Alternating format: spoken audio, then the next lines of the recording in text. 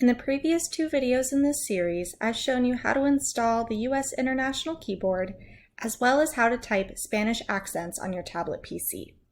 In this video, I'm going to show you how to set the US International Keyboard as your default keyboard.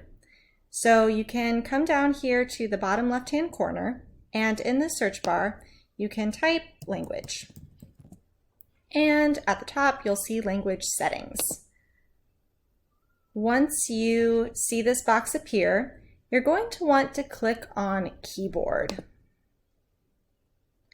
As you can see, I already have the US International Keyboard set as my default, but if you do not, you can select it from the drop-down menu.